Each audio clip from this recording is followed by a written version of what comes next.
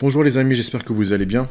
On se retrouve pour un nouveau podcast, une nouvelle vidéo Facecam, blabla. J'espère que vous avez préparé l'aspirine, Nurofen Flash, Doliprane, café, etc. Ou bien que vous avez commencé à démarrer votre cardio. Je pense que ça va durer 1h30. Je vais essayer de ne pas dépasser. Aucune raison, je préfère faire plusieurs vidéos de 1h30 plutôt qu'une de 3 heures. Ça va être plus sympa. Comme vous l'avez vu, grâce à la monétisation YouTube, je suis passé de une feuille A4 à un cahier, le plan, une demi-page. Alors, aujourd'hui on va parler de comprendre exactement c'est quoi l'hormone de croissance, la synergie avec l'insuline et les stéroïdes. Ensuite, expliquer comment le clenbuterol marche en parlant surtout des bêta-récepteurs et des brûleurs de graisse qui peuvent un petit peu imiter les effets du clenbuterol. Donc déjà, la première partie hormone de croissance, c'est vraiment pour comprendre c'est quoi l'hormone de croissance, les gars. Nombre de mecs que je croise, même des bodybuilders qui font des compétitions professionnelles, qui ne savent pas ce que c'est vraiment l'hormone de croissance. Je ne te dis pas qu'ils ne savent pas comment l'utiliser parce que le protocole est simple. Mais ce que c'est vraiment l'hormone de croissance, ils ne savent pas. Ensuite, pour le clenbuterol, on s'en fout du clenbuterol en soi, c'est pour comprendre comment la lipolyse a lieu et parler des bêta-récepteurs qui sont différents. Vous allez comprendre et apprendre pas mal de choses. Et ensuite, les brûleurs de graisse, c'est sympa aussi de savoir comment ils marchent et comment les utiliser. Là, il fait chaud, va falloir être sec. Ensuite, troisième sujet, ça y est, maintenant, je pense que les gens ils commencent à capter que le plus important, c'est la vitamine D. Donc, lien entre vitamine D et testo. Et ensuite, le dernier, montre et bac connecté et les data. Alors, pourquoi je traite ce sujet ? Parce que quand je suis arrivé à Dubaï, c'était mon choix. Je perdais de l'argent, entre guillemets, en faisant ça, mais je voulais coacher physiquement en salle. Je me suis heurté à un spectre large de profils. Bodybuilder pro, vraiment, qui peut préparer des compétitions. Personne lambda, quelques élèves à moi que je croisais là-bas, qui habitent là-bas, pour corriger des mouvements, se voir. Et surtout de profils qui font de l'Aerox, marathon et paddle. Je suis tombé sur un gars. C'est un ami à moi qui m'a dit, vas-y et tout, s'il te plaît, coach-le. Et son coach, il est nul, il t'a vu m'entraîner, il te veut toi. Vas-y, ok, je vais boire un café avec lui. Je discute avec lui. Bon, le mec, il voulait tout en même temps. Prendre du muscle, perdre du gras, améliorer son cardio, préparer le marathon de Londres, préparer un Aerox, s'améliorer au développé couché, taper un PR au squat, boire de l'alcool tous les soirs, bref. Je lui disais, écoute, fais d'abord le tri dans ta tête. Qui es-tu vraiment? Qu'est-ce que tu veux? Parce que les objectifs que tu demandes et mets en place vont demander en fait que tu aies des journées de 40 heures et pas de travail et une grosse rentrée d'argent. Déjà, qu'est-ce que tu veux? Je pense que d'abord, ton business prime avant tous tes objectifs. Ensuite, fais un petit tri. Ce n'est pas possible de tout avoir et de tout vouloir en même temps. Il faut savoir déprioriser pour prioriser. Là, si tu veux, on peut d'abord voir comment marche ton corps sur la perte de gras, la recomposition corporelle, petit à petit corriger tes mouvements et tu vas monter en performance. Ensuite, on va faire une transition sur les sports d'endurance, Aerox, paddle, etc. Tu ne pourras pas tout faire en même temps. Ok, bref. Premier coaching, je vois, il arrive, montre Whoop, et à droite, Apple Watch Ultra, celle qui coûte super cher. L'Apple Watch Ultra qui sert juste à mettre le chronomètre, super le chronomètre à 1000 balles, et le Whoop qui sert juste à quand il arrive le matin en retard, me dire regarde mon score de récupération, je suis dans le rouge, je me suis brûlé la gueule. Non, sans deck. Genre, t'as besoin d'une montre avec un abonnement mensuel pour savoir que comme t'as fait la bringue, t'es fatigué le matin. C'est tout. Donc après, moi, je lui disais, j'ai besoin de ça comme data tous les lundis. Ce que je demande à mes élèves aussi depuis pas mal d'années. Je vais y revenir plus tard, mais en gros, vous ne savez pas utiliser les datas qui sont très très simples. Vous ne cherchez pas à les comprendre. Alors qu'il y en a 4-5 que je vais vraiment détailler. Les gars, vous achetez des montres à 400, 500, des fois 1000 balles. Pourquoi? Juste pour avoir le nombre, parce que moi j'ai l'impression que c'est ça. C'est juste pour avoir le nombre de pas et les notifications. Ça sert à rien, les amis. Je vais y revenir 50 fois dans cette vidéo. Les fondamentaux. c'est valable pour n'importe qui, sportif du dimanche, bodybuilder pro, vrai sportif qui fait des sports d'endurance, sports de combat. D'abord les fondamentaux, ensuite tu incorpores les détails. Donc, premier sujet, l'hormone de croissance. Je vais expliquer encore pourquoi j'ai décidé de traiter de ce sujet. Parce que à Dubaï, on est un groupe d'amis. Dans ce groupe d'amis, il y a un gars que j'aime beaucoup, très sympa, qui a décidé de faire une prépa juste pour être beau gosse pour l'été. Chose que je respecte, que moi j'ai déjà fait, aucun problème, on l'a tous fait, on le fera toujours. Sauf que le problème, c'est que il envoie v'là les stéroïdes, v'là les molécules, ça n'a aucun sens. Il est parti de je m'entraîne pas, je fais pas de diète à je m'entraîne, cardio à jeun, j'envoie les stéroïdes anabolisants, j'envoie des peptides qui n'ont ni queue ni tête et une hormone de croissance qui coûte super cher. J'avais une discussion avec lui au restaurant parce qu'en fait il faisait tout ça et à chaque fois qu'on dînait le soir pour regarder les matchs de foot de Paris et tous les champions, manger des pâtes. Je disais frérot, au bout d'un moment en fait ça n'a pas de sens, tu fais un pas en avant, 3 pas en arrière. Et je commençais à lui expliquer un petit peu, tu sais que là tes pâtes font monter l'indice glycémique pendant longtemps, là tu vas mettre ta GH avant de dormir que tu as payé très cher, ça va servir à rien puisque l'insuline est haute, etc. Au contraire, tu vois. Voilà. Et on me disait, ah bon? Il comprenait rien de ce que je disais. Je dis, bon, tu sais quoi, je vais faire une vidéo pour toi. Comprendre l'hormone de croissance et ensuite comprendre la synergie avec l'insuline et les stéroïdes. Et en parlant de ça, les amis, vous avez sûrement raté parce que je fais vraiment jamais de communication dessus. J'ai sorti un nouvel e-book qui s'appelle Anabolic Code, première partie sur l'hormone de croissance. J'ai fait une thèse. Chaque chapitre, j'ai mis une section à retenir pour vulgariser et un QCM de 10 questions. À la fin de cette partie sur l'hormone de croissance, où je vais vraiment tout expliquer, hein. Tout ce qui se passe dans ton corps, comment c'est produit, quel cycle de sommeil, comment favoriser sa production, pourquoi est-ce que le foie va sécréter plus ou moins de IGF-1 qui lui est un facteur de croissance contrairement à l'hormone de croissance, bref, comment ça marche la lipolyse, etc. J'ai tout expliqué et à la fin tu as un QCM de 100 questions. Deuxième partie d'e-book, j'ai tout expliqué sur les peptides. Alors j'ai pris un petit peu d'avance sur les peptides, j'ai commencé il y a 2 ans, mais là ça y est, là vous voyez sur TikTok, vous ouvrez TikTok que les trends. Rétatrutide pour la perte de graisse, ensuite GHKCU, maintenant c'est pour les cheveux et la peau, j'ai tout expliqué dans les books depuis, BPC 157 depuis, il y a tout. Ça veut dire que vous avez tout en main pour éviter de plonger dans les trends TikTok sur les peptides. Le souci avec ça, et peut-être que m'arroser de questions et même des amis, c'est que ce que vous voyez sur TikTok, des amis sur les peptides, leurs sources sont fiables. Nous, on ne peut pas acheter ce qu'ils ont, eux, en peptides. Donc, vous allez tomber sur du faux, sur de la merde, des trucs qui viennent d'Angleterre, qui, eux, viennent de Chine. Ça marchera pas, ça servira à rien. Si vous décidez d'habiter aux États-Unis, vous arrivez à importer je sais pas quoi, là, ouais, les peptides que vous allez utiliser, chercher à comprendre, adapter à vous, il y en a plein. Ce seront des peptides de qualité qui vont coûter cher, mais qui vont marcher. Autrement, les amis, ça sert à rien de se pencher dessus. Si ça vient pas de là-bas, ça sert à rien.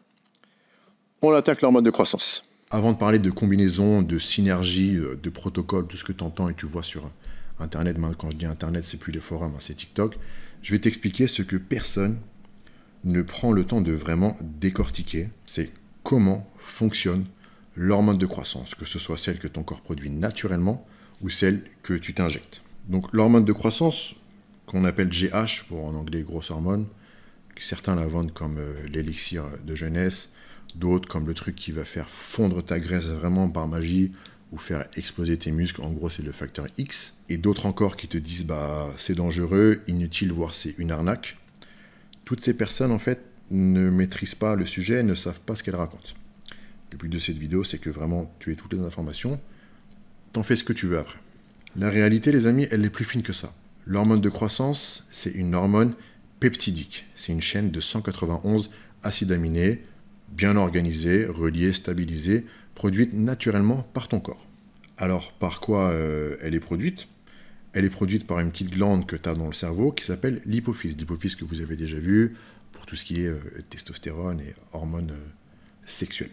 Donc là, premier truc, il faut maîtriser hormones de croissance, peptides, 191 acides aminés, hypophyse. Dans le corps humain, il n'existe pas qu'une seule forme de GH, et tu vas comprendre tout de suite pourquoi je te dis ça. La principale, celle qui agit le plus, c'est celle qu'on appelle la 22 K Dalton. Dalton, c'est une unité de mesure de grosseur de cellules. D'ailleurs, pour ceux qui sont un petit peu foufous de science, quand vous voyez des compléments alimentaires qui vendent du collagène et acide hyaluronique, certaines marques qui sont très sérieuses mettent la taille des différents acides hyaluroniques. Vous verrez qu'il y a Dalton aussi. Après, tu as aussi d'autres versions isoformes, des versions plus petites, moins actives. Et c'est super important parce que c'est justement en dopage, c'est cette signature isoforme qu'on regarde pour voir si quelqu'un se dope à l'hormone de croissance ou se dope pas. Quand quelqu'un s'injecte de l'hormone de croissance, quand on dit injection, c'est vraiment exogène, c'est simple, hein, testostérone exogène, que ce soit de pharmacie ou non, on dit que tu injectes une GH recombinante, c'est-à-dire une molécule synthétique fabriquée, produite dans un laboratoire, généralement par des bactéries ou des cellules animales dans lesquelles on a injecté un gène humain, d'où le nom GH recombinante. Cette molécule, donc recombinante, créée dans un laboratoire, elle est identique à celle que ton corps produit lui-même. La seule différence, c'est que ton corps, il en produit naturellement plusieurs versions en même temps. Et c'est là le twist qu'on check dans les tests antidopage. On regarde le ratio entre les différentes isoformes. Si la version 22K Dalton est ultra dominante, c'est suspect. Le seul hic dans les tests antidopage, c'est que la fenêtre de détection est très courte parce que la GH est une hormone qui a une demi-vie très brève. En 20-30 minutes, elle est nettoyée du sang. Donc si le contrôle n'est pas calé juste après l'injection, il passe à côté du test. Donc, moi qui me disais pendant des années, je suis sûr que Cristiano Ronaldo, il prend la GH depuis longtemps. Quand j'ai découvert il n'y a pas longtemps comment on effectuait les tests antidopage pour détecter une GH exogène, je me suis dit, ah non et tout, le test antidopage, il arrive à checker. Mais vu que la demi-vie est très courte, tu peux rien faire. Donc mes suspicions, je les garde à 99,9%. Mais bon, on n'est pas là pour parler de dopage, on est là pour parler de fonctionnement, de métabolisme, un peu de science. Ce qu'il faut que tu saches, c'est que contrairement à ce que son nom l'indique, growth hormone, qui veut dire hormone de croissance, la GH ne provoque pas directement de croissance, ne fait pas directement grandir. Quand elle est produite et libérée naturellement, ou bien quand tu l'injectes de manière exogène, elle commence par un signal métabolique. Elle dit au corps, on va devoir croître, donc on va devoir libérer un certain carburant. Ce carburant, ça tombe bien, c'est pas le sucre, c'est pas le glucose, c'est le gras. La GH va stimuler une enzyme dans tes cellules adipeuses, qu'on appelle la HSL, lipase hormone sensible. C'est vraiment elle qui dicte la lipolyse. Donc, franchement, je l'ai déjà dit dans plusieurs vidéos, elle est liée aussi à l'insuline, bien sûr. Tapez juste HSL dans mon blog, pas forcément Google, dans mon blog, et vous allez découvrir plein de trucs sur la lipolyse. J'avais même découvert une étude disant que quand tu prenais de la niacine avant l'entraînement, ou des fois à l'entraînement bien sûr, en fonction de ce que tu fais, même ce que tu fais pas, ton corps va libérer des acides gras pour produire de l'énergie, tu en auras besoin. Quand tu prends la niacine, ça bloque l'enzyme HSL, donc ça bloque ta lipolyse, c'est un truc de ouf. Donc faites attention les amis, quand vous prenez des boosters et vous vous entraînez à des fins de perte de gras, si vous voyez qu'il y a de la niacine, prenez pas en fait. Vous bloquez l'HSL, ce serait dommage. À des fins de perte de gras, encore une fois. Première action de la GH, elle vide les réserves de graisse. Elle tape dans les réserves de graisse. Elle te met des lipides dans le sang pour alimenter ce qui va venir. Ensuite, elle demande au foie de produire du glucose via la néoglucogénèse. Donc maintenant, tu as du sucre et tu as du gras dans ton sang. Deux carburants disponibles sans dépendre d'un repas. Donc une fois que tout ça s'est passé, j'espère que tu as compris, prends le temps de remettre ce passage si tu veux, c'est là que la vraie magie de l'hormone de croissance commence et opère. La GH à ce stade, elle va se diriger vers le foie et va lui dire « tu vas me produire de l'IGF-1 ». Et c'est ce messager-là, l'IGF-1, qui est vraiment responsable de la croissance musculaire.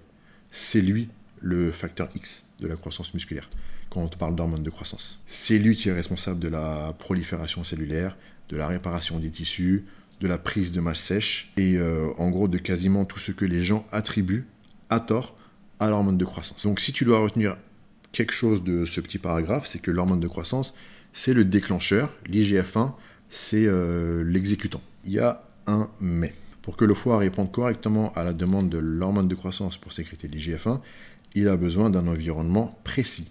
Et sans ça, même si tu t'injectes 8, 10, 12 unités par jour, ton IGF-1 restera plat. Et là, fais attention à tout ce que je vais dire. Le foie, pour produire de l'IGF-1, il a besoin de 2 signaux clés. Il a besoin de l'insuline et des oestrogènes. Donc juste, si tu retiens ça, tu mets au sol 99% des go-muscu avec qui tu vas échanger sur l'hormone de croissance, parce qu'ils mettent tous les oestrogènes à la poubelle. Et dans la santé, le bodybuilding, les amis, la composition corporelle, tout est une question d'équilibre d'hormones. Trop d'oestrogènes, c'est pas bon. Pas d'oestrogènes, c'est pas bon. Il faut un bon équilibre, les amis. Donc là, que le foie fasse bien son travail de libération de bonne quantité d'IGF-1, il a besoin d'œstrogènes. Les œstrogènes agissent comme cofacteurs hépatiques. Ils rendent le foie réceptif au signal de l'hormone de croissance. S'ils sont trop bas, même avec une GH parfaite que tu sortes de pharmacie, tu ne produiras pas ou juste très peu d'IGF-1. C'est pour ça que des fois tu vois des mecs, entraînement carré, diète carré, protocole carré, progression stagnante malgré le fait qu'ils aient mis de l'hormone de croissance. C'est souvent parce que, comme ils ont peur de l'aromatisation, le fait que la testostérone se convertisse en estradiol, en trop grosse quantité, ils ont surdosé l'arimidex ou l'aromazine ou le létrozole et ils ont flingué leur ratio testo-œstrogène et vraiment les oestrogènes sont à plat. Donc là, en fait, ils mettent de l'hormone de croissance exogène de manière inutile parce que le foie va être incapable de produire de l'IGF-1 en bonne quantité par rapport à ce qu'ils injectent. L'argent dépensé inutilement. C'est la même chose pour l'insuline. Le foie est insulinodépendant pour produire de l'IGF-1. Si ton niveau d'insuline est trop bas parce que tu es vraiment en low carb ou keto, parce que tu t'entraînes à jeun, la GH ne sera pas convertie efficacement. Comme tu commences à le comprendre, la GH, c'est une hormone assez exigeante, qui a besoin vraiment d'un contexte et qui ne marche pas toute seule. C'est un déclencheur vraiment d'exécutant. C'est le chef d'orchestre, mais il a besoin que tout le reste, tout le contexte marche bien et soit dans de bonnes conditions. Une fois que l'environnement pour la GH est OK, tu as les bons nutriments, là on parle de l'insuline, ton niveau d'œstrogène est OK, là tu as les armes pour qu'on discute d'anabolisme. Donc, on a vu brièvement l'hormone de croissance, même si je suis rentré un petit peu dans les détails. Maintenant on va voir l'insuline, et tu vas comprendre le lien entre les deux et ensuite entre les trois. L'insuline, c'est une hormone qui est anabolisante, bien sûr, mais c'est une hormone de stockage. C'est vraiment comme ça qu'il faut l'appeler, hormone de stockage, hormone de transport. Elle vient dire aux cellules, préparez-vous à recevoir ce qu'il y a dehors. Elle ouvre des canaux spécifiques, pour ceux qui sont un petit peu calés en médecine, même si vous avez juste fait ostéo première, deuxième année, elle ouvre des canaux spécifiques qu'on appelle glucates. Glucates, ce sont les transporteurs, qui permettent aux molécules, aux acides aminés, à certains minéraux, au glucose, de pénétrer à l'intérieur de la cellule musculaire. L'insuline ne se contente pas d'ouvrir les portes, elle les ferme aussi à la sortie. Donc l'insuline est à la fois une hormone anabolisante et, ce que je répète depuis 2018, je crois, une hormone anticatabolique. D'où le timing des glucides, le fait de s'entraîner avec des glucides pendant l'entraînement pour avoir un taux d'insuline élevé pendant l'entraînement, lors d'un objectif d'hypertrophie, pour avoir simplement l'action anticatabolique. Elle freine la protéolyse, elle bloque la lipolyse et elle inhibe la néoglucogénèse. Ça veut dire que si tu vas faire un entraînement, que ce soit courir dehors, aerox, muscu, circuit cardio, tapis, marcher dehors, dans un but de perte de gras, si ton insuline est haute, la lipolyse elle est bloquée, tu ne vas pas brûler du gras. Mais d'un autre côté, elle empêche à ton corps, moi je vulgarise, de casser du muscle pour produire de l'énergie, et elle évite que les substrats que tu viens de faire rentrer repartent aussitôt. T'as compris? Elle fait rentrer et elle bloque la sortie. Win-win. Quand tu combines GH et insuline, tu n'as pas seulement deux hormones qui travaillent ensemble, tu crées un environnement biologique favorable à l'anabolisme. La GH mobilise les substrats, augmente la glycémie, prépare le foie à la production d'IGF-1, mais ce foie, pour qu'il le fasse vraiment, il a besoin d'un signal clair, et ce signal, c'est l'insuline. D'où le travail que je répète depuis le début, en synergie entre insuline et hormone de croissance. C'est pas fini. Je vais te donner un exemple. L'exemple classique des mecs qui prônent que muscu à jeun égale gains. Frérot, tous ceux qui prônent ça, ils sont secs. Hein. Ils n'ont pas de masse. Un mec qui va s'injecter de la GH à jeun tous les matins, sans rien derrière, qui fait un training, donc avide, il est à jeun, en mode warrior, en mode fasting, et derrière va juste manger un steak, il construit rien. Il va maintenir sa masse musculaire, parce qu'on va voir plus tard, l'hormone de croissance est anticatabolique, mais l'anabolisme va être que très très peu déclenché. Sauf s'il a un taux de testostérone très élevé, si c'est quelqu'un de lambda normal, tu ne peux pas construire de la masse sèche sans signal anabolique, comme j'ai expliqué précédemment. Mais qui ne va pas produire d'IGF-1, qui est vraiment le facteur de croissance musculaire. Il a zappé que le foie a besoin d'un plafond insulinique pour répondre à la GH, et il n'a pas compris que la cellule musculaire ne va jamais s'ouvrir si l'insuline ne donne pas le feu vert. L'inverse est aussi vrai. Balancer de l'insuline sans substrat, sans GH, sans logique derrière, c'est la roulette russe. Soit tu fais une hypoglycémie légère ou moyenne, mais tu ne vas pas crever, mais tu vas créer du stress oxydatif, tu flingues ta sensibilité, tu vas être très faible, voilà. L'insuline, pour être utile, elle a besoin de deux choses. Un signal, c'est la GH, et une matière première, les glucides, les acides aminés et les électrolytes.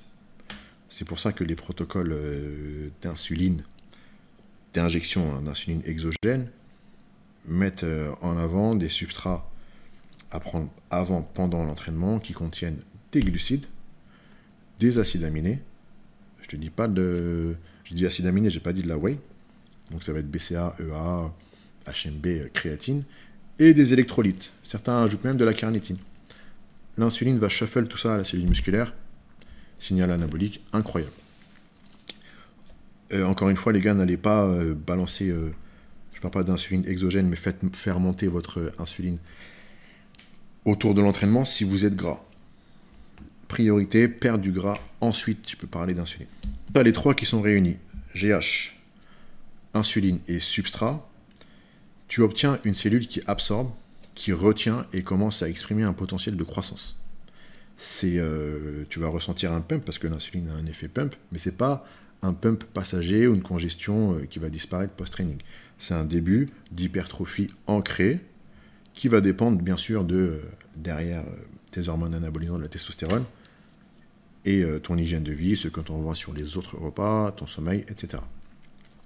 C'est aussi surtout là que l'IGF-1 commence à monter, parce que l'IGF-1, c'est pas une pilule magique que tu prends ou t'injectes. Alors encore moins t'injectes, c'est très très difficile à avoir en injection et c'est très dangereux, surtout si tu as des cellules cancéreuses. L'IGF-1 est responsable de la prolifération cellulaire. Encore une fois, si tu as des cellules cancéreuses, prolifération cellulaire, des cellules cancéreuses actives. L'IGF-1, c'est une hormone naturellement produite dans ton corps par le foie qui répond à un double signal GH et insuline, comme on a vu. Retire l'un des deux, le taux d'IGF-1 s'effondre. Tu peux avoir la GH en pharmacie à 300 €, 400 € la boîte. Si ton insuline est absente ou mal synchronisée, ton score d'IGF-1 restera plat. Tu pourras le vérifier sur la prise de sang. Ça ne voudra pas dire que ton hormone de croissance n'est pas bonne, ça veut juste dire que tu ne sais pas ce que tu fais. Donc ton potentiel de croissance restera bas. Donc admettons que tu as tout fait, que tu as créé le contexte favorable pour ton foie pour qu'il produise de l'IGF-1 en quantité. À ce moment-là, la cellule elle est pleine, elle est protégée et ton foie commence à produire de l'IGF-1 à haut débit. C'est là que les androgènes, hormones stéroïdiennes, vont pouvoir intervenir et bien intervenir. Les androgènes, ils ne gèrent pas le substrat, ils gèrent le message. Ils vont parler directement à l'ADN de la cellule. Ils vont lui dire, tu vas commencer à construire du muscle maintenant. Et c'est là qu'on va voir dans cette troisième partie sur ce premier sujet, les stéroïdes anabolisants, les androgènes. Donc là, on est arrivé au stade où on va dire que on a bien préparé le terrain. La GH a fait son travail de fond, elle a amorcé la lipolyse, donc la libération des acides gras, augmenté la glycémie, signalé au foie de commencer à produire l'IGF-1 et préparer le terrain métabolique. Ok. L'insuline, elle est venue verrouiller cette base en assurant que les nutriments, le glucose, les acides aminés, les électrolytes soient effectivement captés par les cellules et restent disponibles pour être utilisés dans les processus anaboliques qui vont venir juste après.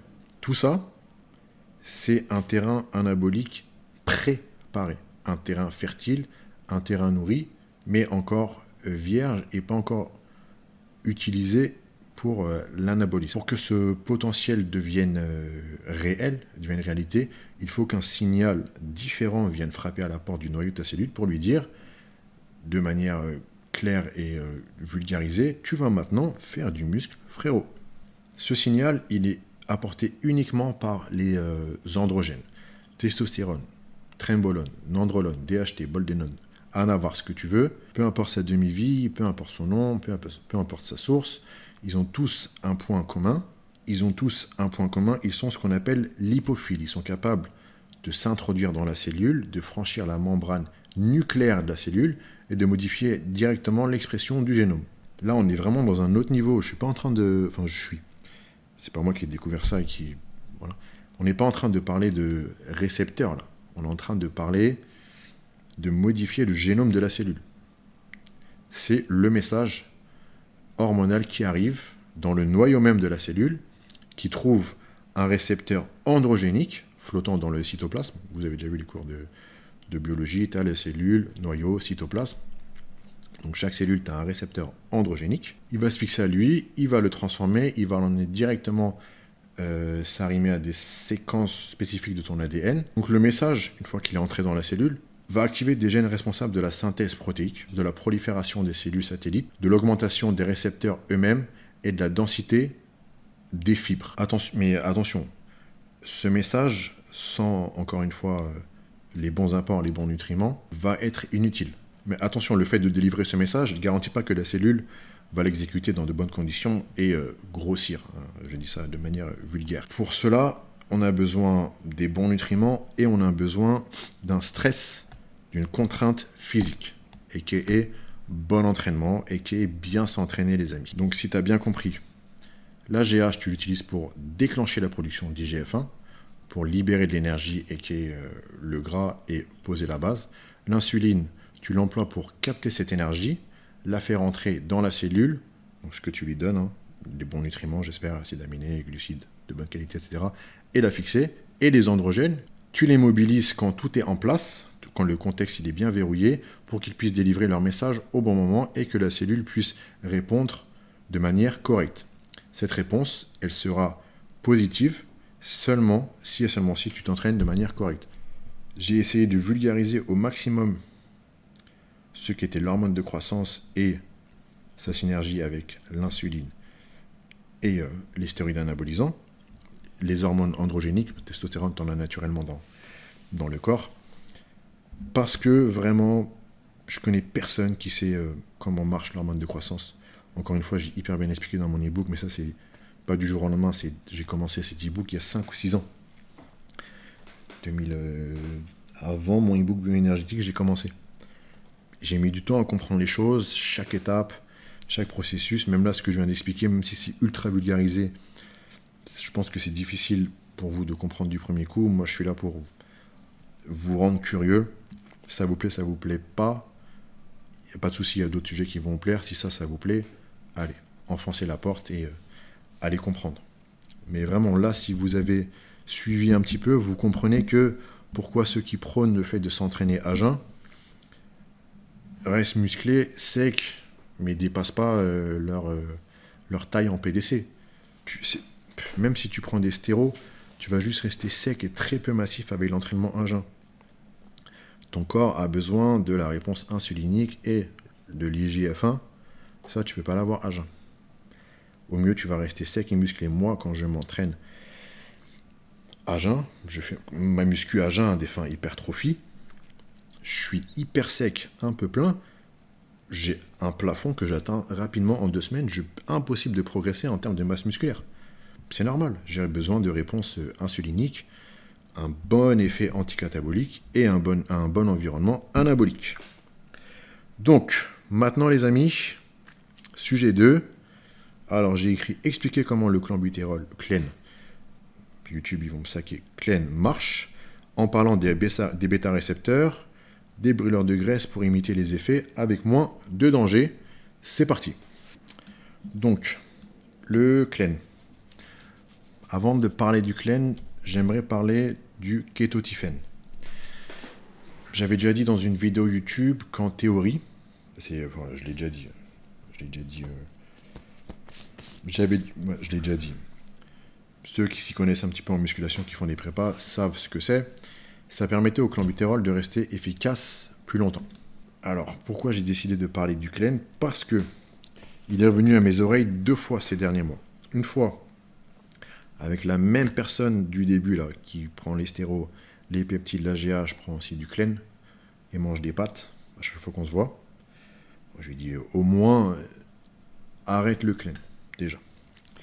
Deuxième fois, parce que je m'entraînais à Binous, et il y a un gars, un Égyptien, un bodybuilder égyptien qui préparait Dubai Pro. Il voulait tourner avec moi sur une machine de pec. Il finit son exercice et je le regarde, je lui dis Clen. Il me dit How you know? Je lui dis Shaking more than last week. Tu bouges beaucoup plus que la semaine dernière. Il dit yeah. Il dit 140. Je lui dis frérot, c'est beaucoup. Il dit yes. This is my... Il dit quoi? Il m'a dit, il fait 2 jours. Il fait pas 2 semaines on, 2 semaines off. Il fait 2 jours on, 2 jours off. Et là, je commence à lui expliquer que tu sais que toi, qui es compétiteur, qui prépare une compétition, si je peux me permettre, il dit, je me connais un petit peu, t'as pas besoin de faire des on and off pour le clenbutérol. Et je lui ai expliqué pourquoi. Et je vais vous expliquer pourquoi, d'où le kétotifène. Pour comprendre tout ça, il faut comprendre comment le clenbutérol marche sur les récepteurs bêta-2 et bêta-3. Le Clen, c'est un agoniste des bêta-2.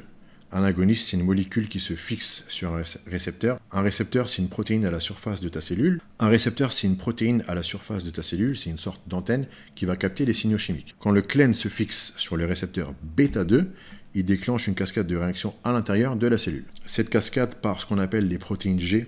Pour les hyper pointus de la science sur ma chaîne, on ne sait pas trop encore ce que c'est les protéines G. J'ai essayé de me pencher dessus de manière poussée. J'ai arrêté parce que ça ne sert à rien. C'est trop poussé pour moi et même pour vous, mais c'est bien de savoir que cette cascade passe par ce qu'on appelle des protéines G, qui sont en gros des messagers. Donc les protéines G, ces messagers transmettent le signal du récepteur vers l'intérieur de la cellule pour déclencher d'autres réactions. Le résultat de cette réaction, c'est l'augmentation de la synthèse de noradrénaline, qu'on appelle aussi norépinéphrine. Quand tu vois dans les séries Grey's Anatomy, Dr House Urgence, stylo de épinéphrine, norépinéphrine, ce sont ces hormones catabolisantes, catécholamines, qui sont naturellement présentes dans le corps. La noradrénaline ou norépinéphrine, moi vraiment 50-50 j'appelle noradrénaline, norépinéphrine, c'est un neurotransmetteur, c'est une molécule qui transmet l'information entre les neurones. Elle fait partie du système nerveux sympathique, celui qui prépare ton corps à l'action, au stress, à la fuite, au combat. C'est pour ça que quand tu prends du Clen, tu ressens cette montée de noradrénaline, tu trembles, tu es nerveux, tu as le cœur qui s'accélère. Ce sont les effets d'une montée de cette hormone.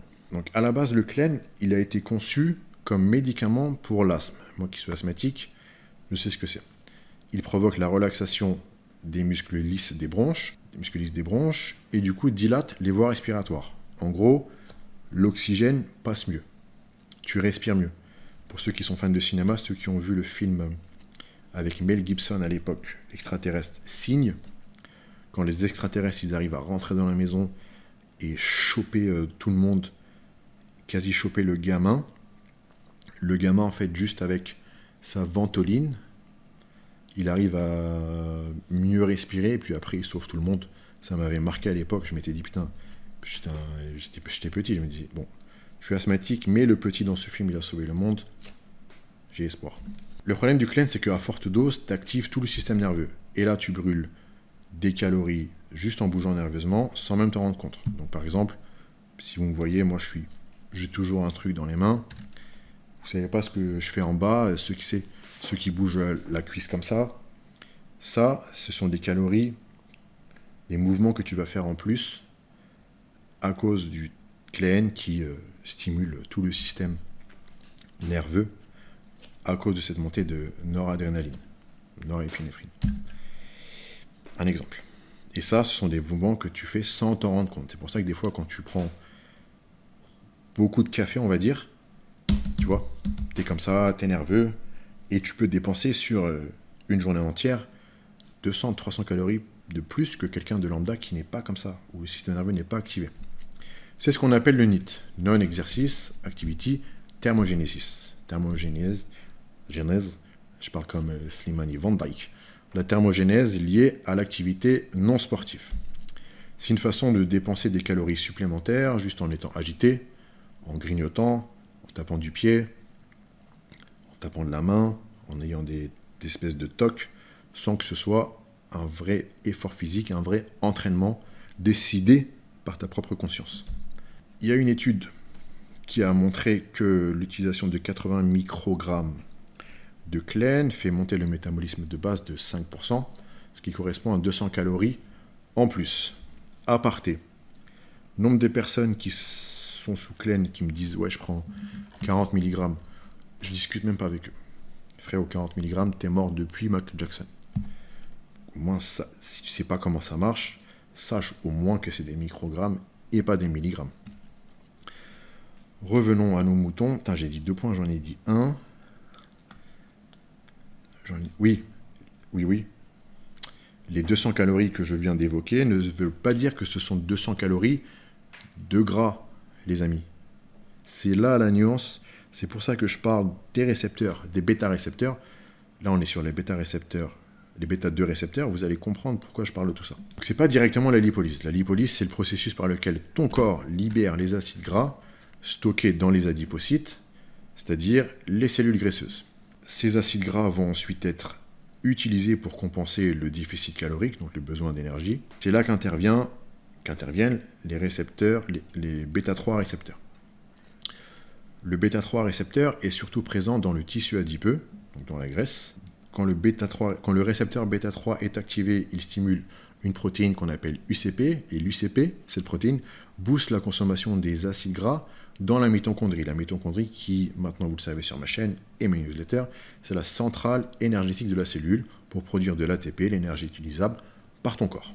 Donc, le clen, c'est pas juste un booster de système nerveux, c'est un stimulateur de la combustion des graisses, surtout via la voie bêta-3. La voie bêta-2, on l'a vu, c'est quand tu fais le mec nerveux du PMU.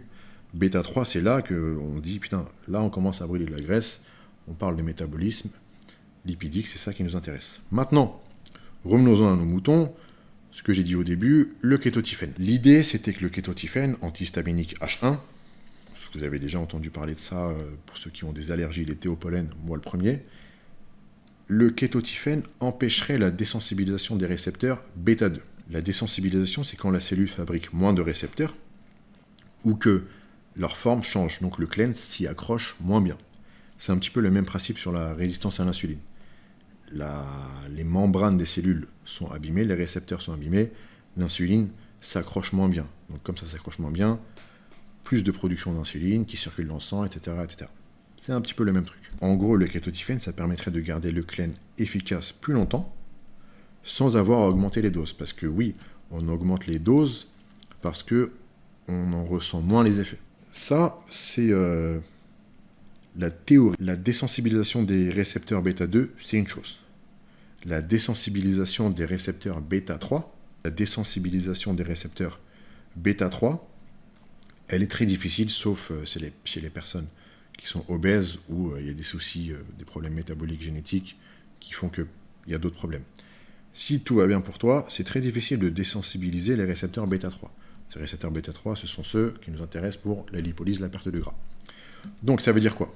Ça veut dire que rien ne prouve que le clen perd de son efficacité, Ça veut dire qu'avec le temps, comme tu as une désensibilisation des récepteurs bêta-2, tu vas moins avoir cet effet nervosité, mais tu vas garder cet effet lipolyse, créé par le clène. Ce que les gens se disent, 99% des gens, vraiment, j'ai jamais entendu quelqu'un dire ce que je suis en train de dire, pensent que vu que tu n'as pas les effets de nervosité, tu sais, tu bouges de partout et tout, le clène ne fait plus effet. Si, la lipolyse continue. Juste les effets de nervosité s'estompent et s'arrêtent. Pour en revenir aux récepteurs, pour aller un peu plus en profondeur, les récepteurs bêta-2 sont présents dans les muscles, alors que les récepteurs bêta-3 sont présents dans la graisse. C'est pour ça que le clène est intéressant pour la sèche, pour la perte de gras. Il agit sur la dépense calorique et sur la combustion des graisses. Mais attention les amis, encore une fois, hein, clène c'est une molécule, j'en parle parce que j'ai introduit les anecdotes qui font que j'en parle. C'est vraiment la cerise sur le gâteau une fois que toutes les strates inférieures sont maîtrisées et les fondamentaux sont bien appliqués. Diète, entraînement, cardio, complément, tu as la génétique pour, tu as utilisé tous les autres trucs moins dangereux à côté, et à la fin tu vois que tu stagnes, tu as besoin de... Tu prépares une compétition, ok, le mec il va prendre du clène, quelqu'un de lambda qui prend du clène, c'est débile, c'est vraiment débile. Donc, hier j'ai mis une story sur Instagram, j'ai dit, donnez-moi des idées supplémentaires de sujets. Et j'ai exposé que j'allais parler de leur mode de croissance, du clène, vitamine D, testo, montré bas connecté. Il y a un mec qui m'a dit, parle-moi de l'éphédrine. Ok. L'éphédrine, il agit sur les récepteurs bêta-2, comme le clène, mais avec un effet plus court et moins ciblé. À l'époque, dans les années 90, où tu avais vraiment de la vraie éphédrine de pharmacie, maintenant l'éphédrine que tu vois, c'est de l'éphédra, c'est pas de l'éphédrine, c'est de la plante. Tu avais le stack éphédrine, caféine, aspirine. Le but, c'était de booster la motivation, l'afflux sanguin et d'améliorer l'oxygénation. Dans ce stack ECA, l'aspirine servait surtout à prolonger l'effet de l'éphédrine, mais c'est pas le même mécanisme que clène. L'éphédrine joue uniquement sur les bêta-2 récepteurs. L'aspirine va jouer sur les enzymes CoX qui sont responsables de l'inflammation, des douleurs. En gros, c'est pour ça qu'on dit prendre l'aspirine avant de dormir quand tu as des courbatures, mais ça n'a pas d'impact directement sur les graisses. Par contre, l'éphédrine prise à répétition peut désensibiliser les récepteurs bêta-2. Donc c'est pour ça qu'on disait la même chose que pour le clène. 2 semaines on, 2 semaines off. Il y en a, ils font 2 jours on, 2 jours off. Mais bon. Ensuite, en story, il y a un mec qui m'a dit thyroïde. Donc le meilleur moment, endroit pour placer la thyroïde, c'est maintenant. Quand on dit thyroïde, on parle principalement de T3. Je regarde mon cahier, mais c'est le même depuis le début, hein, puisque je suis concentré. La T3 qui est une hormone thyroïdienne, régulateur majeur du métabolisme. Et là, par contre, les gars, ne faites pas les gogoles, ne jouez pas avec la T3, c'est très dangereux, il peut y avoir des gros problèmes irréversibles. Encore plus si vous êtes une femme, please, restez loin de ça. C'est vraiment réservé à ceux qui savent exactement ce qu'ils font, avec un suivi de leur bilan sanguin, T3, T4, TSH, précis, pas semaine après semaine, mais limite. En prépa, ou vraiment ceux qui font, même pas de la prépa, mais des diètes ultra poussées, j'ai vraiment pas mal d'élèves comme ça. Des femmes qui ont fait des prépas physiques pendant longtemps et qui après arrêtent la préparation physique, mais sont bigorexiques, déconnectés de la réalité, qui sont sèches, hein, plus sèches que moi, qui se trouvent obèses, qui continuent à faire des diètes et à flinguer leur thyroïde. Ce qui se passe, c'est que la conversion T4-T3 baisse à cause du déficit calorique, du manque de nutriments, simplement de la fatigue accumulée. Donc, tu as fait une prépa, tu as arrêté ta prépa, tu sors de prépa, mais tu as des espèces de TCA. Tu vas avoir peur de manger un peu de glucides, des lipides. Tu vas rester dans ce déficit calorique, très bas en glucides. Chez les hommes, ça peut se régler. Hein. Il y a moins de problèmes thyroïdiaux chez les hommes que chez les femmes, beaucoup moins. Chez les femmes, on rigole pas avec ça. Déficit calorique prolongé. Glucides trop bas, c'est dangereux. Un niveau de sèche trop bas chez les femmes, les amis, c'est dangereux. Les réserves de gras chez les femmes sont stockées dans des endroits pour préserver les organes sexuels et assurer la longévité, la continuité, la prolifération de l'être humain. Une femme sèche, c'est contre nature, les amis. D'accord? Donc peut-être que vous voyez des femmes qui sont sèches sur Instagram, TikTok, YouTube. Il y a de la lipo. Vous voyez, il y a de la lipo. Ou bien, il y a énormément de travail, mais elles ne sont pas en bonne santé. Pas du tout en bonne santé. Et il y en a qui prennent des produits dopants, ou bien génétique de ouf. Donc ne vous comparez pas. Là, je suis en train de parler des femmes, c'est pareil pour les hommes, mais là, on parle de thyroïde. Une fois que tu as flingué ta thyroïde, t'es KO.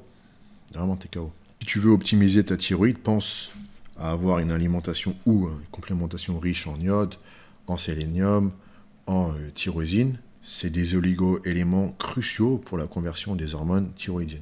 La thyroïde dont j'ai parlé sur ma vidéo sur les neurotransmetteurs, c'est un acide aminé qui sert de base à la fabrication de T3 et de la T4 et aussi de la dopamine. Le sélénium, on l'a tous majoritairement en déficit et il est indispensable pour la production d'hormones thyroïdiennes. N'hésitez pas à vous complémenter, vraiment, il y a des marques qui font de la très bonne qualité, prenez les versions oligo-éléments. Simplement que ça peut te ralentir, ça peut baisser ta T3 et du coup ta T4, ton métabolisme général, et tu entres dans un cercle vicieux dont tu peux t'en sortir très rapidement. Revenons au clen. On va parler du dosage du clen. Le problème du dosage du clen, c'est que la plupart des clen qui existent viennent de labos underground. C'est la loterie. Un clen qui va afficher 20 microgrammes, parce que c'est vendu par comprimé de 20 microgrammes, des fois 40. Comprimé qui va te dire que c'est 20 microgrammes, ça peut être 10, comme ça peut être 200. À une époque, je crois que c'était Mallet Tiger, où il y a eu plusieurs morts parce que c'était surdosé, mais là, c'était pas du 200, c'était du x100. Le cœur qui s'emballe, le mec, il meurt direct. Quand c'est underground, les amis, tout ce qui touche, franchement, prenez rien underground tout court. Hein. Mais, putain, quand c'est des trucs comme ça, les gars, le risque est très bête. Sans oublier les risques de toxicité cardiaque. On en parle moins maintenant, mais il y a quand même des risques sur le cœur. Ne dépassez pas pour vraiment les chevronner. Hein. 160 microgrammes et encore. Franchement, j'ai déjà essayé, moi, vraiment juste pour essayer. Je suis monté à 40 microgrammes. Vraiment essayer pour voir. Je me suis dit, qu'est-ce que ça fait sur ma dépense calorique? Combien de calories je vais dépenser en plus? Est-ce que je vais sentir que je suis un peu plus sec ou quoi? Tellement les gens ils disaient que c'était magique. Oh, le BPM il monte pas plus que ça. Au repos, ça va. Une fois que tu fais une activité, le BPM il s'envole, le cœur il s'envole. Juste tu t'allonges, tu entends ton cœur qui bat très fort. Et en fait, même si tu es fatigué, tu veux dormir, tu es dérangé par le bruit de ton cœur qui bat fort. J'ai essayé 2 fois, je crois. 2-3 années d'intervalle, j'ai fait putain, je prends plus jamais ce truc. C'est pour ça qu'après, je me suis penché sur des alternatives brûleurs de graisse un peu plus naturelles. Et j'en viens. On a en comparatif la Yohimbine. Moi perso, c'est mon préféré, mais il est très puissant. C'est un stimulant, nos stimulant, qui agit sur les récepteurs alpha 2, qui peut amplifier la nervosité, l'anxiété et les palpitations. Te fait beaucoup aller aux toilettes, te fait beaucoup faire pipi, te fait beaucoup transpirer. Très puissant, vraiment. Il y en a qui le comparent un petit peu au clen. Le clen a beaucoup plus d'effets secondaires. Les effets secondaires n'ont rien à voir avec les brûleurs de graisse. Tu as les tremblements, c'est le système nerveux qui s'emballe à cause de l'augmentation de la noradrénaline. Tu as la nervosité, tu as l'insomnie et tu as les crampes musculaires. Les crampes musculaires viennent simplement du fait que le clen augmente la perte de taurine et de potassium. Le potassium, c'est un minéral essentiel pour la contraction musculaire. La taurine, c'est un acide aminé qui aide à stabiliser l'excitabilité des muscles. Donc si tu perds l'un et l'autre, c'est normal que tu aies des crampes. Juste par exemple, si je vais me gratter, je vais avoir une crampe. Donc ceux qui prennent ce truc, complémentez-vous vraiment. Surdose sur la taurine, il ne va rien vous arriver, peut-être même une chiasse, mais vraiment légère. Potassium contrôlé, faites en fonction du dosage du clen et combien vous avez de fuite. Faites un petit ratio et vraiment complémentez-vous sur ça. Donc avant de conclure sur Clen, conclure sur cette partie 2, j'aimerais qu'on s'attarde sur les alternatives plus naturelles, légales. Peut-être il y en a qui vont être illégales d'ici quelques temps en France, qui sont illégales dans des pays. Par exemple, je sais que là je suis à Dubaï. Si je veux commander du yohimbine par internet, c'est interdit. La synéphrine, c'est interdit. J'en ai vu en pharmacie, ce qui est contradictoire, qui est bizarre. En France, pareil, tu peux te faire livrer sur des sites officiels, et sur certains sites te disent que c'est pas légal. Je me renseigne dessus, mais je crois que yohimbine, synéphrine, pas autorisé en France, mais tu peux avoir sur des sites légaux, c'est un truc de ouf. Donc, je fais cette partie parce que j'aimerais dissuader ceux qui veulent prendre du Clen. C'est très important pour moi de vous expliquer les choses. Si je peux dissuader une personne de faire une connerie sur sa santé, c'est win-win pour moi. J'ai vu beaucoup de gens se niquer la santé à des fins d'esthétisme, parce que les gens pensent qu'en fait, on est défini par son physique. J'ai un de mes meilleurs amis qui est venu me voir à Dubaï en avril, je crois. Et il est venu à Binous, il dit « Putain, je me sens trop mal à Binous, je suis le plus maigre et tout. » J'ai dit « Frérot, on s'en fout. Les gens là-bas, ils s'en foutent. De 1. De 2, c'est un endroit où tu as tous les influenceurs, les compétiteurs, des 4 coins du monde. Donc c'est normal, tu as la probabilité de chance pour que la démographie fasse que les gens soient stock. Elle est décuplée par rapport à ton fitness park où tu vas habituellement. Et de 3, tu t'es pas défini par ton physique. Tu as accompli des choses incroyables, tu as des qualités incroyables. Le physique ne fait pas de toi qui tu es. Tu vois ce que je veux dire? Donc, il y en a qui vont prendre le Clen parce qu'ils ont besoin de se sentir validés physiquement aux yeux d'autres. Donc si je peux vous dissuader de prendre cette connerie par des brûleurs de graisse qui sont un petit peu quand même risqués aussi, mais je vous explique bien les choses, ou au moins que vous compreniez ce qui se passe dans votre corps avec telle ou telle molécule, je suis gagnant. On va commencer simplement par la caféine. Quand je dis caféine, je ne dis pas café. Je dis caféine. C'est la molécule. C'est un simple stimulant. Tu en as dans le café, tu en as dans le thé, tu en as dans le maté, tu en as dans le guarana. Je parle de caféine, je ne parle pas de café.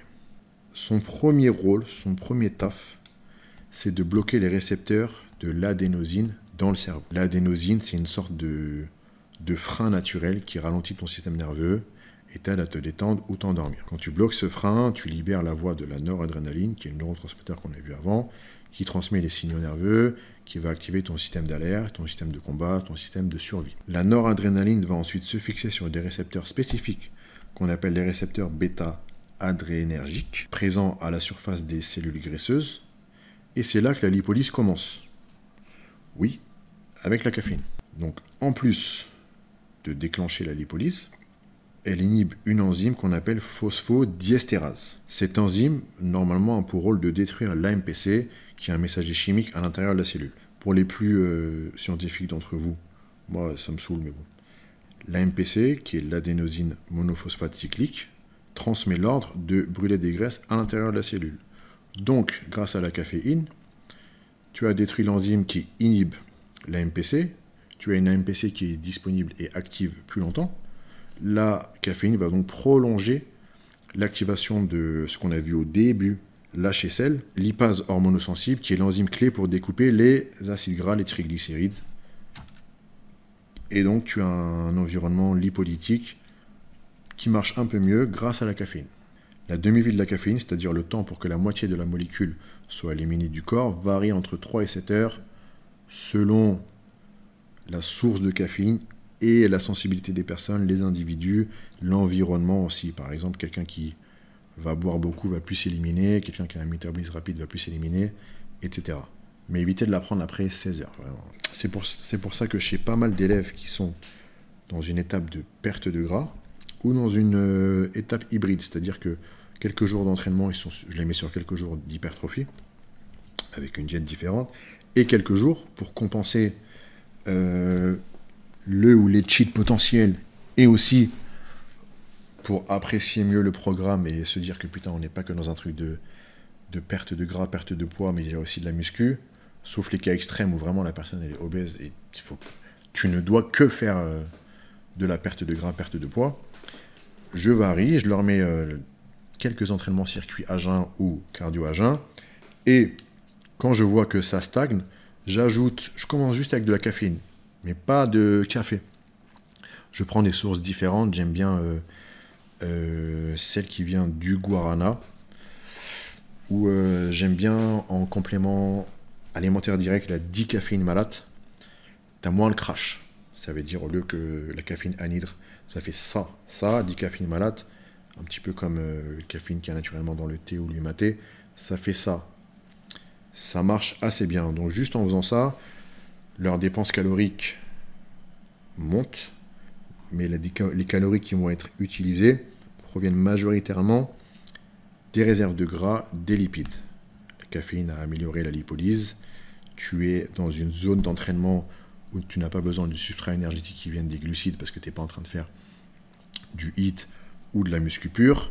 Tu fais du tapis incliné ou un petit circuit où ton BPM est à 130, 140. Tu es sur la partie du graphique où tu dis à ton corps, ok, va chercher l'énergie dans le gras. Tu as assez de temps pour aller puiser dans le gras. Je n'ai pas besoin d'un truc instantané pour aller faire mon effort. C'est parfait. La yohimbine, moi c'est ma préf, mais comme j'ai dit, mais elle est patate.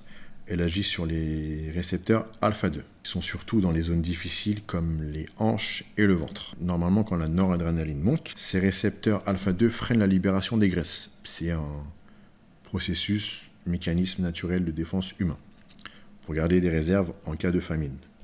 Encore plus chez les femmes, comme j'ai dit, pour préserver les organes sexuels génitaux de reproduction.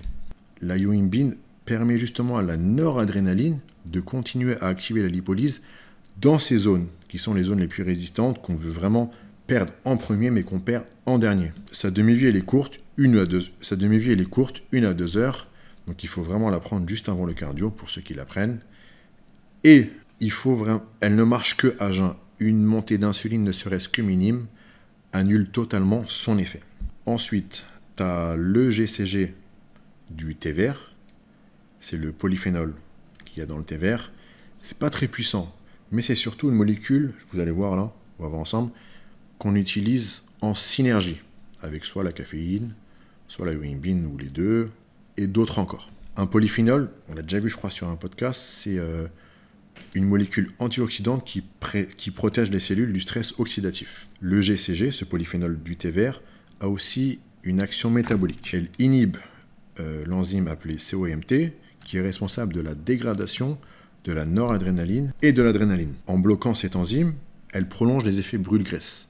C'est pour ça que j'ai dit c'est utilisé en synergie avec les autres brûleurs de graisse. Le GCG, le thé vert si tu veux, n'agit pas directement sur tel ou tel récepteur. Elle travaille main dans la main avec les autres molécules. C'est là que vient son intérêt, et c'est surtout pour ça que vous le voyez dans les complexes de brûleurs de graisse ou thermogéniques. Il y a toujours un petit peu de thé vert. Après, tu as la L-carnitine. Ma préférée, c'est la forme tartrate. C'est pas vraiment un brûleur de graisse direct.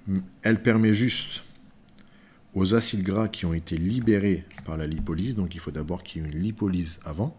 Tu aies créé un environnement où ton corps va puiser dans le gras et déstocker le gras, le faire traverser dans le sang, circuler dans le sang. À toi de faire en sorte derrière que ce gras qui circule est utilisé sous forme d'énergie et pas restocké, d'accord? Donc la carnitine permet d'utiliser ces acides gras qui ont été libérés par la lipolyse. Elle va permettre aux acides gras qui circulent dans le sang, grâce à la lipolyse, de traverser la membrane de la mitochondrie. Sans assez de carnitine, les acides gras restent bloqués et ne peuvent pas ou très peu être utilisés en tant que carburant. Elle n'a pas, alors la carnitine, où il y a plusieurs formes de carnitine, acétyl-L-carnitine, L-carnitine fumarate, propionate, tartrate. Concentrez-vous sur la tartrate, avec le label Carnipure. Les gars, il faut surdoser. Ça n'a pas un effet direct, c'est comme la créatine, ça a un effet tampon, ça met du temps à ce que votre corps soit saturé en L-carnitine.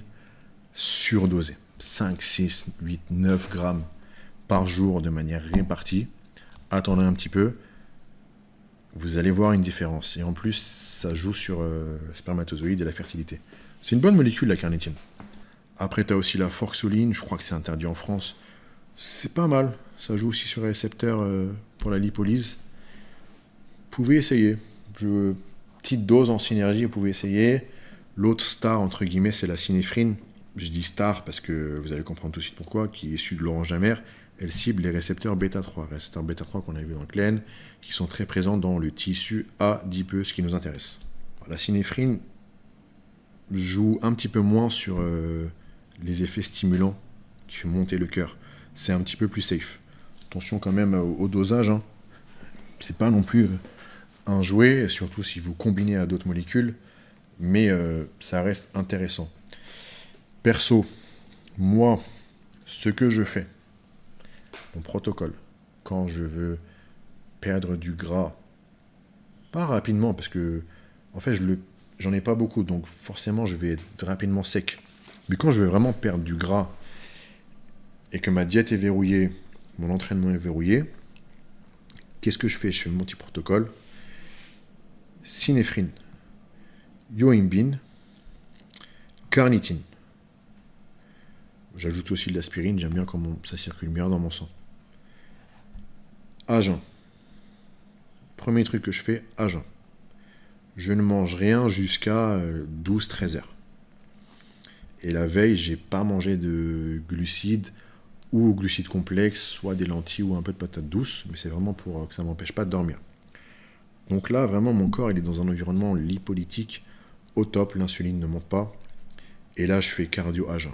Je fais pas 20-30 minutes à pied, je fais 1 heure, vraiment 1 heure. J'essaye d'écouter mon corps. Je vois, je transpire. Le cœur, il s'emballe un petit peu au début, puis il commence à s'habituer. Et là, après, j'enchaîne derrière avec de la musculation en circuit. Pourquoi? Parce que cette heure de cardio ne veut pas dire que je suis en train de brûler la graisse. Je déloge de la graisse. Une partie est utilisée dans le cardio, l'autre partie est en train de circuler dans le sang. Si je m'arrête et je fais rien, elle peut aller être restockée. Derrière, si je fais un petit peu de circuit, je vais utiliser cette partie des acides gras libérés en tant que substrat énergétique. Je suis sûr que je ne vais rien restocker derrière. Ensuite, je mange un truc vraiment type carnivore, steak œuf. Une deuxième fois la même chose. En 1 semaine, je suis pas sec. Je suis écorché. Après, je pisse de ouf. Je transpire de ouf. Je suis trempé tout le temps. Anxieux, voilà. Pas top. C'est pour ça que je prends pas de caféine pure, parce que ça marche pas sur moi. Et puis, il faut un bon sommeil. Il suffit que tu aies mal dormi, et bam, chute de tension. Voilà. Mais c'est un protocole que j'aime bien et ça marche bien. Terminé sur la cléine, les bêta-récepteurs brûleurs de graisse. J'espère que vous avez appris pas mal de choses, mieux compris des choses. On va passer tout de suite à la vitamine D et la testo. Alors, pourquoi je parle de la vitamine D? Parce que, comme ça fait des années que je coach, je demande des prises de sang. J'ai le droit de demander des prises de sang. Je demande à mes clients, mes élèves, de demander à leur médecin une ordonnance pour aller demander au laboratoire une prise de sang. Je fais vraiment un check-up selon les profils de plusieurs marqueurs métriques classiques dans un contexte de perte de gras, prise de muscle, détection de problèmes de santé, problèmes métaboliques, etc. J'ai remarqué que à chaque fois que la testostérone libre était basse, je remontais, la vitamine D était basse. Plusieurs fois où j'ai vu des taux de testostérone libre très élevés, la vitamine D n'était pas élevée, elle pétait le plafond. J'ai fait une corrélation il y a 2 ans quand même dessus. J'insiste pour que mes élèves se supplémentent en vitamine D, peu importe l'origine, peu importe où ils habitent, de qualité. J'ai même fait un réel Instagram dessus. Je vais me faire insulter par des golemons qui connaissaient rien, mais ceux qui connaissent savent.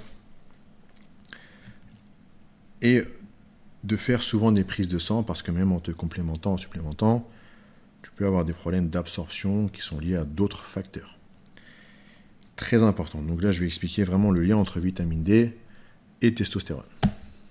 Déjà, la vitamine D, les amis, c'est une hormone stéroïdienne.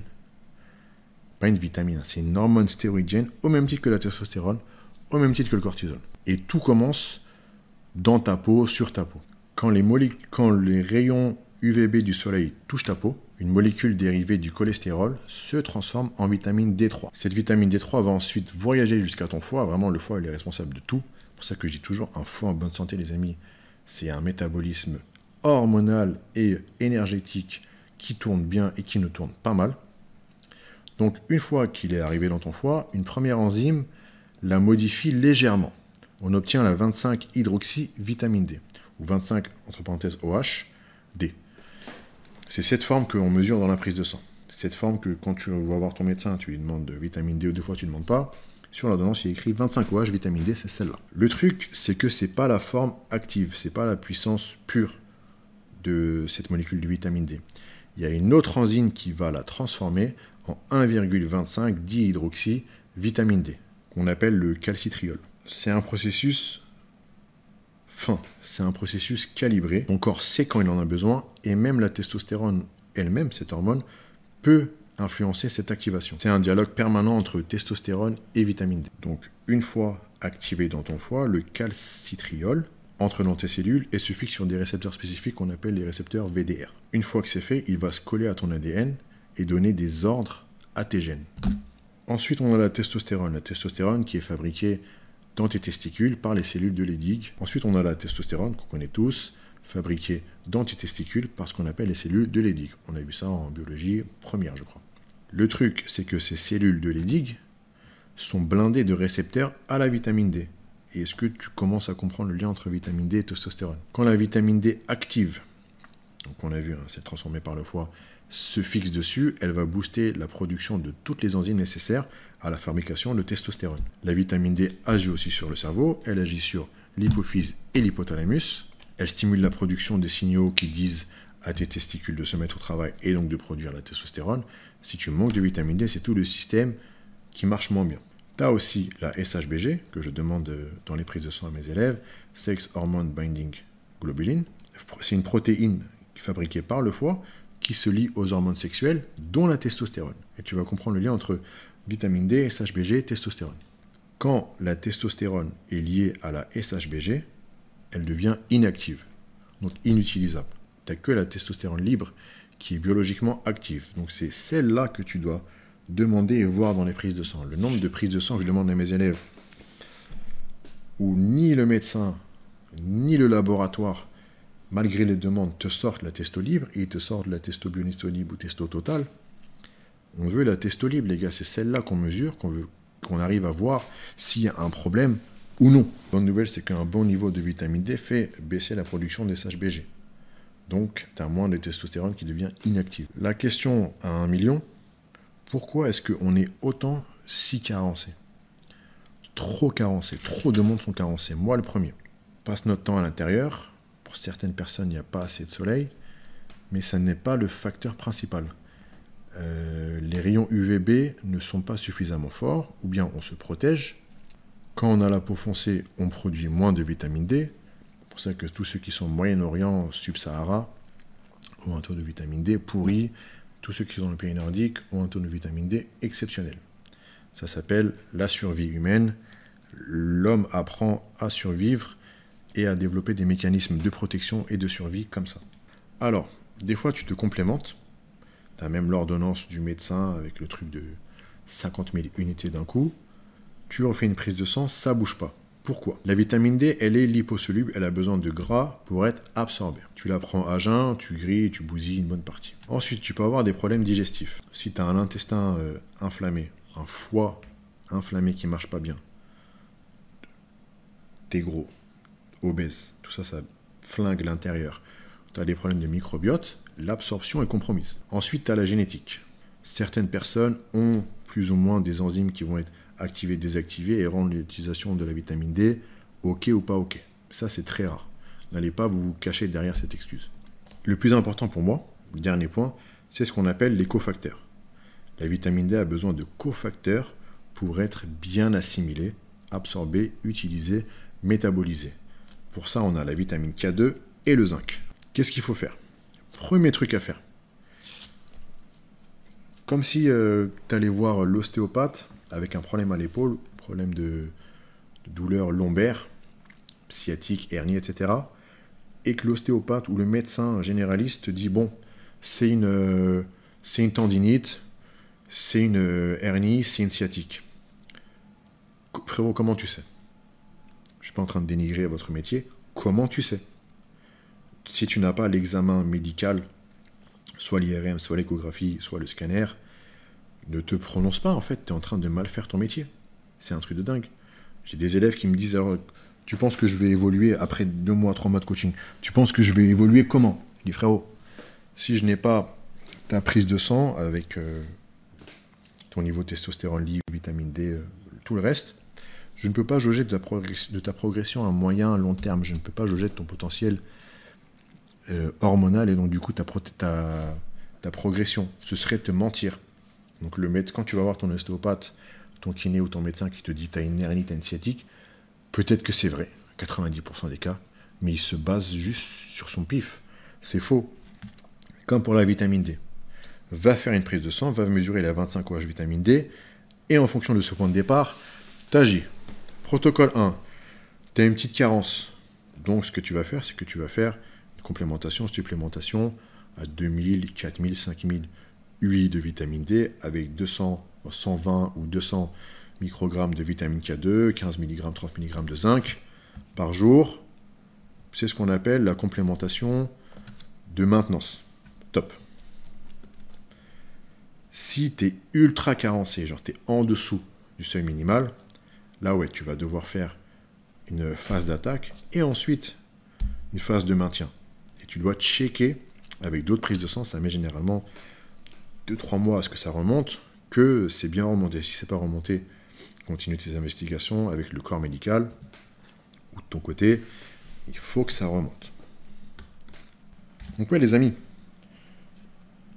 soyez pas matrixés par tout ce que vous voyez sur TikTok sur les boosters de testo. Vous voyez Tonkatali, vous voyez Fadoja, vous voyez le Bor, vous voyez Tribulus,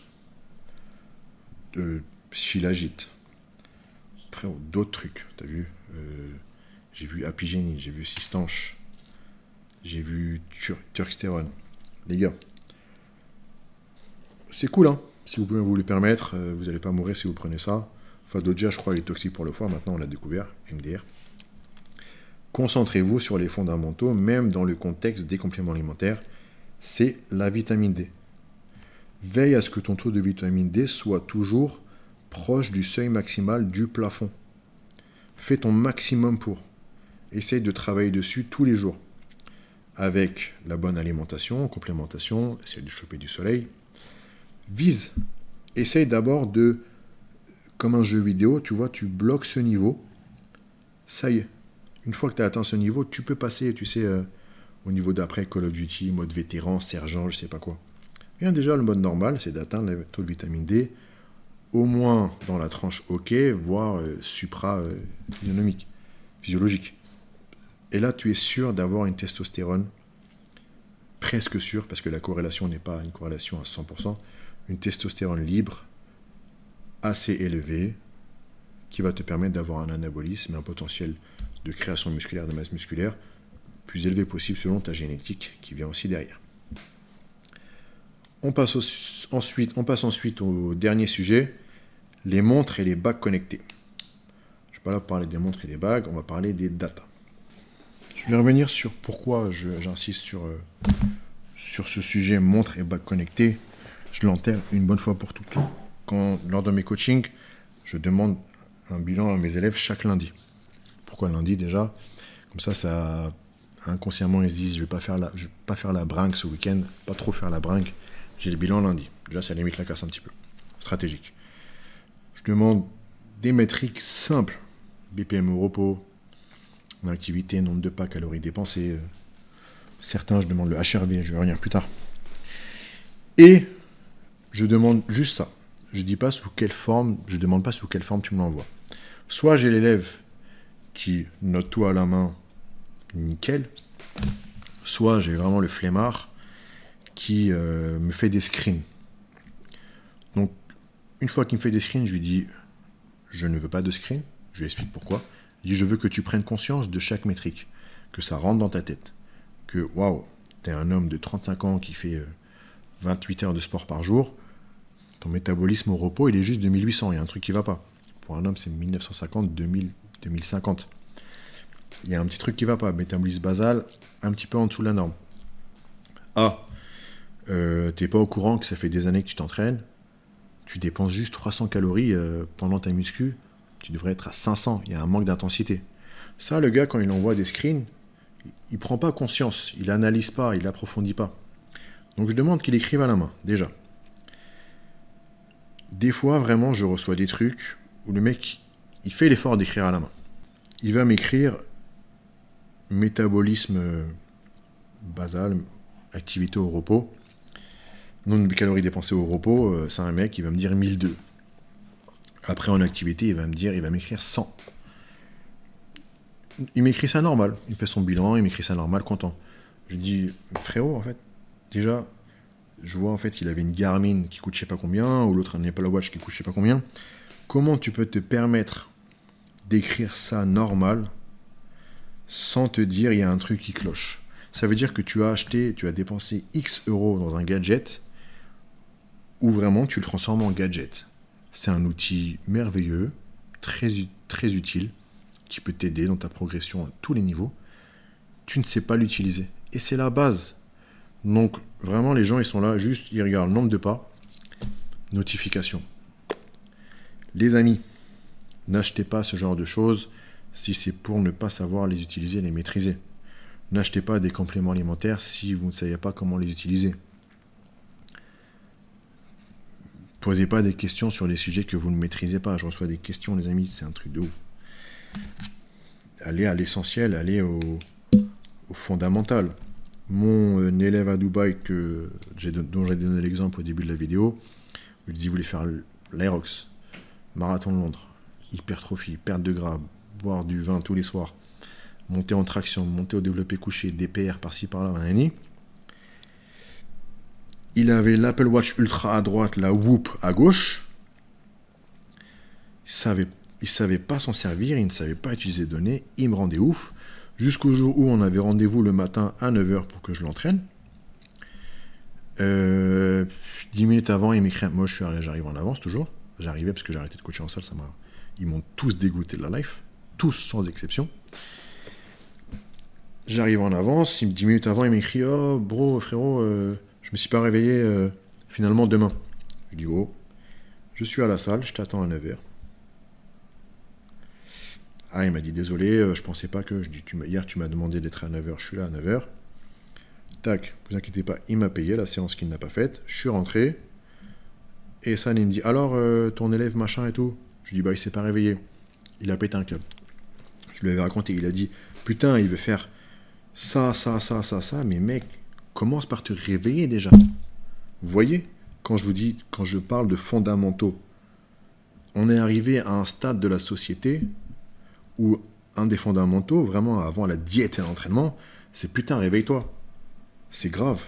Maîtrisez les fondamentaux, les amis, avant de vous lancer dans des trucs qui n'ont pas ni queue ni tête, mais au moins prenez le temps, je sais pas. C'est un truc de ouf. Donc, on va parler des datas. On va commencer par, je vais écrire en même temps, comme ça va me permettre de mieux faire défiler mon speech. On va commencer par la base, le métabolisme basal. C'est la quantité de calories dont ton corps a besoin chaque jour, qu'on exprime en kilocalories pour assurer ses fonctions vitales, même si tu restes allongé, même si tu fais rien, sans manger, sans stresser. Plus tu as de masse musculaire, plus il est censé être haut. Attention, avec des déficits caloriques, ton métabolisme par un mécanisme de survie baisse. Mais c'est ça en gros. C'est juste assis sur le canapé, tu fais rien, c'est ton métabolisme basal. Les montres, les bagues, l'estime, je trouve l'estime bien. Ce qui compte, c'est pas de se fier sur l'estimation sur un jour, 2 jours. Regarde l'évolution. Normalement, hein, de semaine après semaine, tu dois avoir vraiment des taux qui sont proches à 50 kilocalories. Si tu vois qu'il y a une variation un petit peu importante ou bizarre, positive ou négative, là, tu te penches dessus. Mais généralement, les estimations sont bonnes. Ensuite, tu as le NEAT. C'est les calories que tu dépenses quand tu marches, quand tu prends les escaliers, quand tu parles, quand je suis en train de faire une vidéo YouTube, je fais ça, tu vois. Ça, c'est le NEAT. Le NEAT qu'on a vu sur Clen et les brûleurs de graisse, qui augmente légèrement avec l'ajout du Clen et les brûleurs de graisse, car ils augmentent l'activité des bêta-2 récepteurs, noradrénaline, etc. Dans le NEAT, il faut aussi compter l'effet thermique des aliments. Quand tu manges, ton métabolisme s'accélère, tu as une thermogénèse qui s'accélère pour digérer. Ça dépend des personnes. Personnellement, quand je mange quelque chose de très mauvais pour la santé, exemple, une friture, un truc gras, je vais avoir chaud de ouf, je suis pas le seul, hein, ou trop de calories d'un coup, vraiment, même si c'est pas des mauvaises calories, trop d'un coup, mon cœur va s'emballer, je vais le sentir battre fort, je vais être très gêné, ça va être impossible de dormir, impossible de me sentir bien, je vais être un peu essoufflé, je vais être pris de partout, et je vais voir que vraiment, mon corps dépense des calories juste pour digérer cette merde. Et ce qui est important de mesurer, c'est la dépense en activité. Par exemple, tu es en train de faire ton sport, selon ton modèle de montre ou de bague, elle va détecter que ça y est, tu es en train de faire ton rameur, ta séance muscu, ton paddle, et là, tu vois un petit peu ce que tu dépenses. Si tu vois que tu fais une séance de muscu, tu as dépensé 300 kilocalories, tu es venu en touriste. C'est même pas de la rééducation. Si tu vois, tu as fait une séance de muscu, tu as dépensé 1000 calories, je suis sûr que tu es resté 2 heures. C'est trop. Cet indicateur, ce métrique, très important à mesurer aussi. Tu additionnes le tout, tu vois combien tu dépenses sur une journée complète, sport inclus. Là, tu peux commencer à y voir un peu plus clair. Tu as ensuite la fréquence cardiaque au repos, FCR. C'est le nombre de battements par minute de ton cœur quand tu es généralement soit au réveil, ou la nuit quand tu dors, ou juste assis quand tu es en train de rien faire, après vraiment un certain moment d'inactivité. Une fréquence cardiaque au repos basse, c'est synonyme d'un système cardiovasculaire en bonne santé, d'un cœur efficace, d'un bon niveau de récupération, d'un système nerveux parasympathique dominant, c'est celui qui gère la réparation et la récupération. A l'inverse, si ta fréquence cardiaque au repos grimpe de 10-15%, voire brutalement, c'est souvent le signal d'un stress aigu, soit d'un surentraînement, un manque de sommeil, d'une inflammation, vraiment d'un stress qui peut être aussi psychique, le stress peut être aussi physique. Tu dois surveiller. Si tu vois que cette fréquence cardiaque au repos qui est montée d'un coup reste élevée sur une semaine, il y a un truc qui ne va pas. Reste élevée sur plusieurs jours, il y a un truc qui ne va pas. Trac. Généralement, vraiment généralement, que je vois chez mes élèves, c'est que vous en faites trop. Vous en faites trop. Vous avez un problème avec le calendrier hebdomadaire. Dans votre tête, tout est basé sur 7 jours. Il faut que vous placiez tout votre schéma d'entraînement sur 7 jours. Sinon, vous pensez que vous êtes à côté de la plaque et vous n'allez pas progresser. T'en as qui vont faire leur séance de running, mais voilà la séance. 1, 2, 3, 4 par semaine. Muscu, il faut qu'ils fassent vraiment 4, 5 par semaine. Tu te retrouves avec des fois 2 séances par jour. Des semaines sans un jour de repos. Ça arrive chez mes élèves. Le corps, il est HS. Je le vois vraiment au-delà de vraiment la manière de parler ou un corps qui est censé être musclé, plein, tu vois qu'il est vide, qui ne progresse pas, il est inanimé musculairement. Je le vois dans la fréquence cardiaque au repos. Ou aussi dans la HRV qu'on va voir plus tard. Les gars, votre corps ne connaît pas le calendrier 7 jours, il ne connaît pas lundi, mardi, dimanche. Il connaît stress, stress physique, récupération, repos. Stress, récupération, repos. Pourquoi est-ce que vous voulez tout placer sur un calendrier de 7 jours? Sortez ça de votre tête et vous allez vraiment vous sentir beaucoup mieux. Stimulez un muscle, laissez X temps de repos, faites votre séance running, laissez X temps de repos. C'est pas parce que vous allez placer 1 ou 2 jours de repos en plus que vous n'allez pas progresser.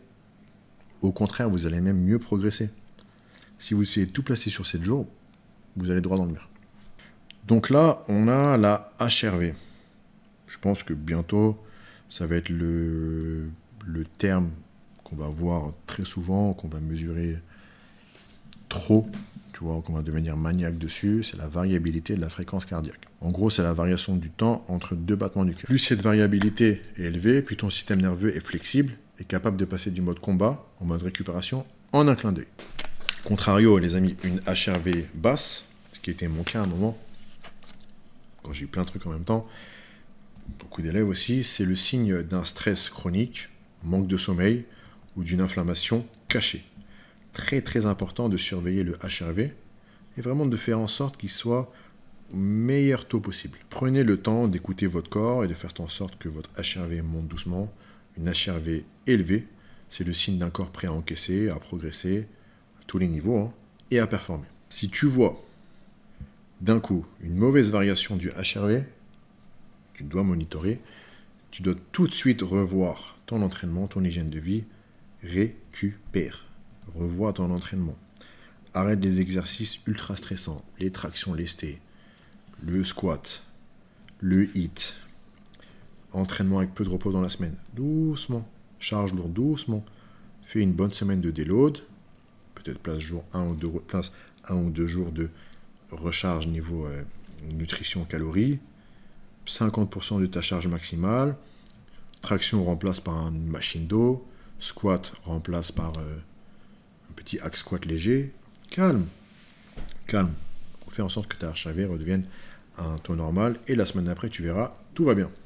Ensuite, celui-là, il est un petit peu gadget. Mais il est intéressant. C'est la température corporelle.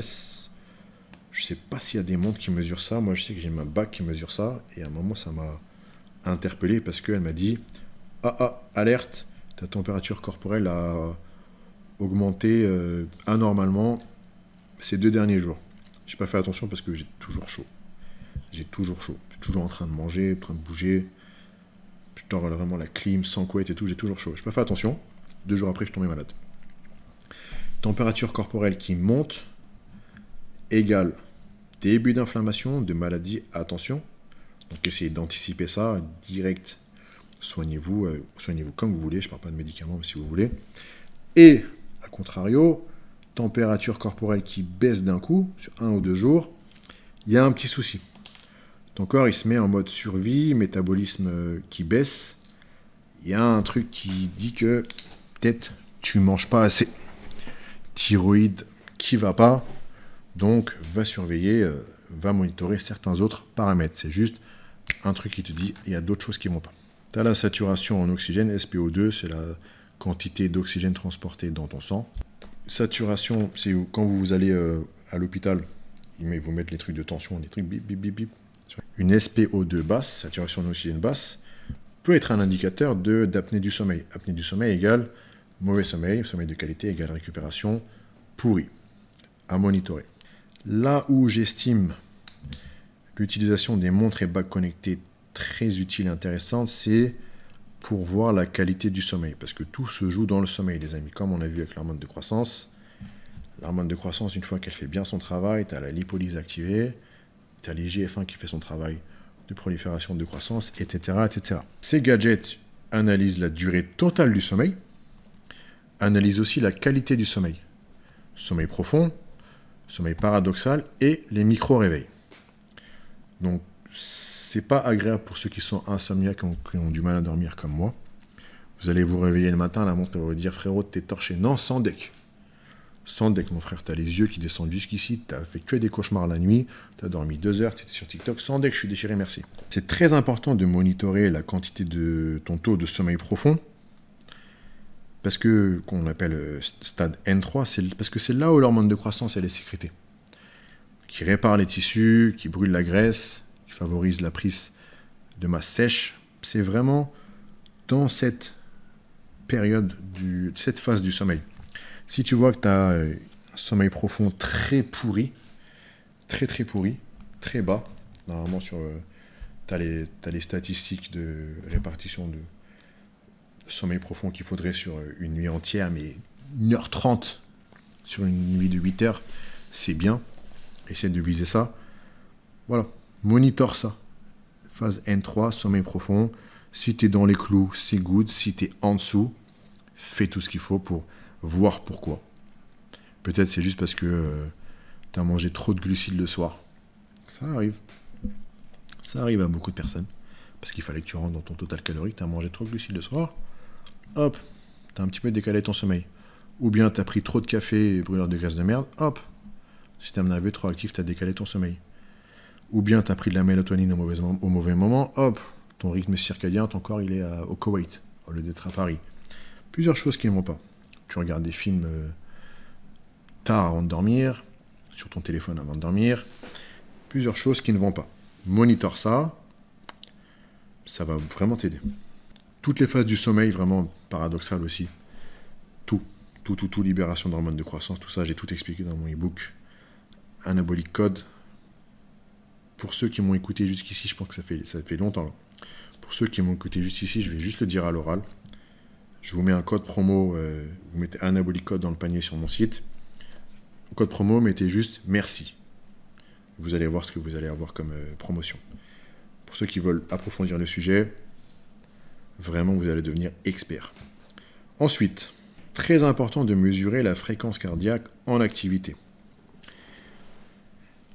Si ton but c'est la perte de graisse, ton cœur qui bat trop fort, vraiment au-dessus de 70% de ta fréquence cardiaque maximale, tu vas brûler des glucides, du glycogène.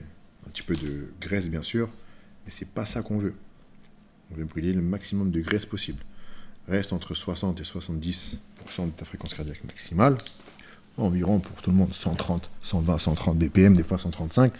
Là, tu es sûr que tu es sur la partie pour brûler des graisses. Si ton objectif c'est de brûler des graisses, tu fais du HIIT, tu montes à 180, non. Déjà, tu vas te cramer, tu vas pas tenir sur la durée. Et surtout, oui, tu vas brûler des graisses parce qu'au bout d'un moment, ton corps, il va puiser dedans. Il ne puise jamais dans une seule source uniquement. Mais la répartition, le ratio n'est pas correct. Monitor ta fréquence cardiaque et tu sauras dans quelle phase tu te situes, pour quel contexte, quel objectif et quel substrat énergétique ton corps est en train d'utiliser, grosso modo. C'est ce qu'on appelle les zones cardiaques. Pour la partie bruit-graisse, zone 2 principalement, partie performance, amélioration du cœur, brûler des calories après l'effort, c'est zone 3, 4, ça demande plus de récupération. Après, sur le marché, tu as les bagues qui commencent à prendre de plus en plus de place, à juste titre. Tu as les montres. Alors les gars, ouais, whoop, ça marche bien, c'est un abonnement mensuel. Vous êtes des pigeons. Vous êtes des pigeons, c'est un truc de ouf. Garmin, c'est top pour mesurer tout ce qui est effort. Rien à dire, tu as plein de modèles. Apple Watch, c'est top pour mesurer tout ce qui est métabolisme. Je trouve aussi que ça mesure tout bien. Vraiment, ça mesure tout bien. Problème, c'est la batterie et le prix. Les bagues. Oura, tu as un abonnement. Tu as Ultra Human, qui marche très bien. Franchement, rien à dire. Si vous pouvez tester avant d'acheter, voilà. Encore une fois, les amis, tout ça. Vous pouvez avoir la meilleure montre, la meilleure bague. Ça va servir à rien si, comme j'ai dit au début, vous levez pas le matin. Ça, c'est un exemple tranché. Mais si vous n'avez pas les fondamentaux, bien manger, ne pas mal manger, veiller à bien dormir, bien vous entraîner. Je vais m'arrêter là sur la vidéo parce que mais vraiment les entraînements, les amis, c'est chaud. Les exécutions sont très mal faites. Les exécutions sont très mal faites. Vous ne pouvez pas aller plusieurs mois à la salle, surtout avec toutes les infos que vous avez aujourd'hui, même pas des vidéos, des livres, et continuer à vous entraîner de manière mauvaise. C'est-à-dire phase concentrique rapide, et on laisse tomber les poids. C'est-à-dire élévation latérale. Je vois un mec qui m'a envoyé des vidéos, il dit comme ça. Frère, tu veux faire quoi avec ça? Tu es juste en train de développer une surcompensation des trapèzes qui vont créer des problèmes articulaires au niveau de ta coiffe des rotateurs ou bien de tes cervicales. Il va falloir aller chez l'ostéo, voilà les séances d'ostéo. Et tu développes surtout pas tes deltoïdes. Revois le mouvement, mais ça, c'est sur chaque exercice que je vois ça, encore et encore, malgré avoir fait des vidéos sur comment bien exécuter le dos, les épaules, les pecs et tout. Les fondamentaux, les amis, si ça ne rentre pas dans votre tête, n'oubliez pas que les footballeurs professionnels, ils arrivent à l'entraînement, fondamentaux. Contrôle, passe. Contrôle, passe. Que ce soit Andrea Pirlo à 35 ans à la Juve, il arrive, contrôle, passe à l'entraînement. Et ensuite, on fait du spécifique. Les fondamentaux sont valables et applicables et à appliquer dans tous les domaines. Sur ce, les amis, j'espère que ça vous a ouvert les yeux sur pas mal de choses. J'ai essayé de vulgariser, d'être un petit peu technique, parce que ceux qui me suivent, il y a des débutants, il y a des élèves à moi, ma famille, des amis. Il y a pas mal de go muscu, go ostéo, go médecin, go nutritionnistes qui sont un petit peu calés. Ils viennent me voir quand je reçois des DM, des commentaires, j'essaie de répondre aussi à eux. J'essaie de parler à tout le monde. Je ne maîtrise pas tout, je suis vraiment dans la pas perpétuité, tant mieux. Non. Je suis fatigué, les gars. L'épanouissement, dans la recherche de l'amélioration à tous les niveaux de mes connaissances, mais pas que de mes connaissances. 3/4 de mes livres, c'est pas de la muscu, les amis. C'est de la psychologie. Donc essayez de vous sortir ça de la tête. Si vous avez des sujets que vous voulez que j'approfondisse, que je traite de manière tout court, mettez en commentaire, n'hésitez pas. Merci de m'avoir écouté jusqu'ici. Je sais qu'il faut que je traite les sujets de la TRT, des peptides qui sont dans mon e-book Anabolic Code. Encore une fois, le code promo. Merci, c'est surprise. L'enclomifène citrate. Résistance à l'insuline, j'ai reçu beaucoup de messages, mais j'ai déjà traité. J'avais vu pas mal de trucs. Les SARMs, ça revient souvent. Les SARMs, les amis, sur mon blog, j'ai tout traité. Un de mes prochains e-books, c'est sur les SARMs. Ouais. Et voilà, les amis, n'hésitez surtout pas. C'est un plaisir pour moi de faire des vidéos avec vous. N'oubliez pas, c'est de la muscu, pas que de la muscu. Peace.